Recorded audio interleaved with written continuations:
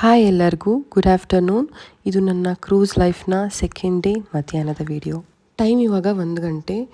Tickets ತೊಗೊಂಡಿರೋ ಪ್ಯಾಸೆಂಜರ್ಸ್ನೆಲ್ಲ ಚಿಕ್ಕ ಚಿಕ್ಕ ಬೋಟ್ಗಳಲ್ಲಿ ಕ್ರೂಸಿಂದ Lakshadweep ಐಲ್ಯಾಂಡ್ಗೆ shift ಮಾಡ್ತಾಯಿದ್ರು. ಈ ಬೋಟೆಲ್ಲ ಎಲ್ಲಿಂದ ಬಂತು ಅಂತ ನಾವು ನೋಡಿದಾಗ ಅದು ಕ್ರೂಸಲ್ಲೇ ಬೋಟ್ಗಳನ್ನ ಹಾಕಿದ್ದಾರೆ ನೋಡಿ. ಅಲ್ಲಿ ಮೇಲ್ಗಡೆ ಆರೆಂಜ್ ಮತ್ತು ವೈಟ್ ಕಲರ್ ಕಾಣಿಸ್ತಿಲ್ಲ, ಅದು ಸುತ್ತ ಬೋಟ್ಗಳಿದೆ ಒಂದಷ್ಟು. ಇದೆಲ್ಲ ಎಮರ್ಜೆನ್ಸಿ ಬೋಟ್ಗಳು. ನಮಗೇನಾದರೂ ಶಿಪ್ಪಲ್ಲಿ ಎಮರ್ಜೆನ್ಸಿ ಆಯಿತು ಅಂತ ಅಂದಾಗ, ಶಿಪ್ ಏನೋ ಆಯಿತು ಅಂತ ಅಂದಾಗ ಆ ಎಮರ್ಜೆನ್ಸಿ ಬೋಟ್ಗಳಲ್ಲಿ ಪ್ಯಾಸೆಂಜರ್ಸ್ನ ಬೇರೆ ಕಡೆಗೆ ಶಿಫ್ಟ್ ಮಾಡ್ತಾರೆ. ಅದು ಸುತ್ತ ಇದೆ. ಪ್ಲ್ಯಾಟ್ಫಾರ್ಮ್ಗೂ ಮತ್ತು ಕ್ರೂಸ್ಗೂ ಇಷ್ಟೇ ಡಿಸ್ಟೆನ್ಸ್ ಇರೋದು.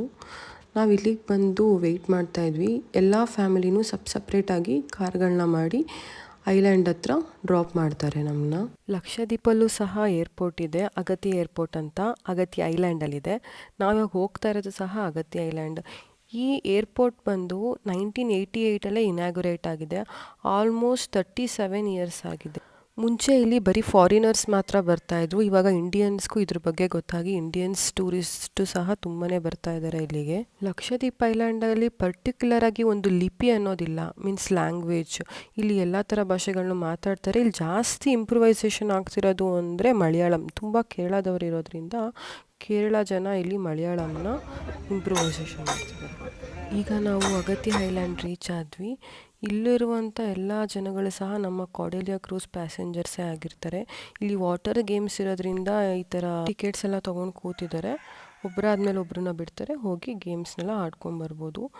ಗೇಮ್ ಸ್ವಲ್ಪನೇ ಕಾಸ್ಟ್ಲಿನೇ ಇದೆ. ಒಂದು ಸ್ಕೂಬಾ ಡ್ರೈವಿಂಗ್ ಸಹ 11,000 ಎಬೋವ್ ಹೇಳ್ತಾಯಿದ್ರು. ಈ ಐಲ್ಯಾಂಡಲ್ಲಿ ಟೋಟಲ್ 3,000 ಮನೆಗಳಿದೆ ಅಂತ ಹೇಳ್ತಾಯಿದ್ರು. ಇಲ್ಲಿ ಯಾವುದೇ ಥರದ ಅಗ್ರಿಕಲ್ಚರ್ ಲ್ಯಾಂಡ್ ಇಲ್ಲ. ಏನೇ ಫುಡ್ ಐಟಮ್ಸ್ ಬೇಕು ಅಂತಂದ್ರೂ ಶಿಪ್ಪಿಂದ ಬೋಟ್ ಮುಖಾಂತರ ಹೊರಗಡೆಯಿಂದನೇ ಬರಬೇಕು.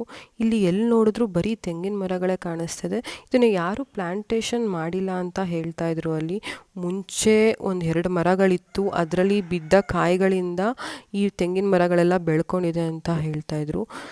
ಎಳ್ನೀರು ಸಹ ಅಷ್ಟೇ ತುಂಬಾ ಇತ್ತು. ಮರದಲ್ಲಿ ತುಂಬ ಬರ್ಭೂಮಿ ಆಗಿದ್ರು ಸಹ ಎಳ್ನೀರ್ದು ಕ್ವಾಲಿಟಿ ಎಲ್ಲ ತುಂಬಾ ಚೆನ್ನಾಗಿತ್ತು. ಇಲ್ಲಿ ತೆಂಗಿನಕಾಯಿ ಎಲ್ಲ ರೋಡಲ್ಲೇ ಬಿದ್ದಿತ್ತು. ಅದನ್ನು ಯಾರೂ ತೊಗೊಂಡೋಗೋರೇ ಇರಲಿಲ್ಲ.